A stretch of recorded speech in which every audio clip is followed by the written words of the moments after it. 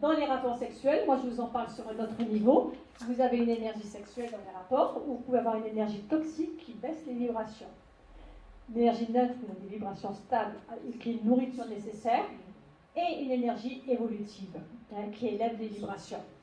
Alors si je vous parle de ça, c'est aussi là au niveau des énergies sexuelles toxiques, quand vous êtes dans des relations, quand vous, je ne sais pas vous, excusez-moi, quand les personnes sont dans des relations éphémères, permanentes, sans tenir compte des relations, des vibrations des systèmes vibratoires, comme toute énergie est vibratoire, par la sexualité, on se prend des énergies toxiques qui peuvent déstabiliser notre système énergétique profond.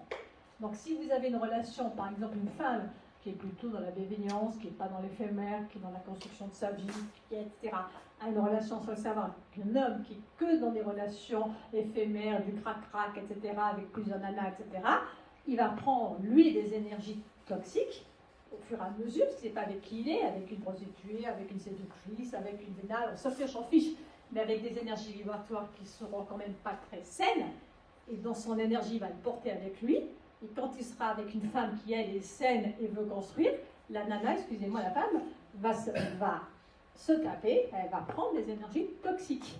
Et ça, ce sont des réalités. Et les personnes, après, vont commencer à aller mal, elles ne savent pas pourquoi. Elles ne sont pas bien, elles sont déprimées, elles disent non, mais j'ai pourtant un amant, tout va bien. Non, mais là, qu'est-ce qui te ramène? Qu'est-ce qui te ramène chez toi?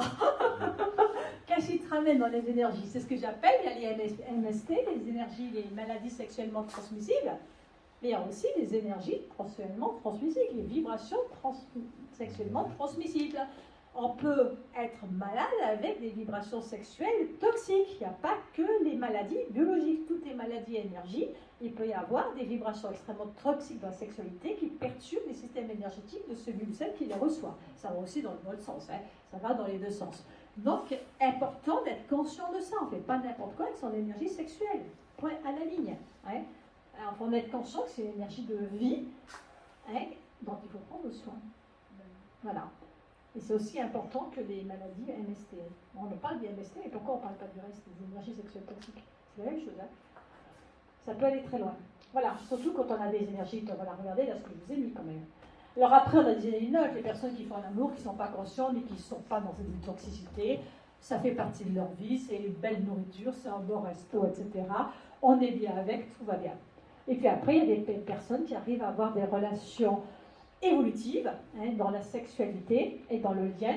Et donc, ils sont conscients qu'ils peuvent élever leurs vibrations par rapport à la sexualité. Les vibrations, c'est bien entendu cette énergie qui part du coccyx et qui va jusqu'au sommet du crâne. Donc, vous avez peut-être entendu parler qui s'appelle la Kundalini qui peut s'activer, mais on ne va pas en parler ici. Et comme par hasard, c'est le symbole du caducée. Et le caducée, c'est la santé, c'est l'énergie. Donc c'est assez étonnant que les médecins qui ont quand même le symbole du caducée qui se trouve sur le théâtre d'Épidore, hein, de la grande médecine en Grèce, hein, soit le symbole représentatif de l'énergie sexuée. Et pourquoi on veut détruire cette énergie sexuelle avec tout ce qui se passe? Réfléchissons. Évitons de la détruire. Voilà, donc par la sexualité, c'est un processus d'élévation individuelle et à deux, et dans le lien, et ça peut être, quand c'est très bien vécu dans un système d'évolution, ça peut être des énergies de guérison.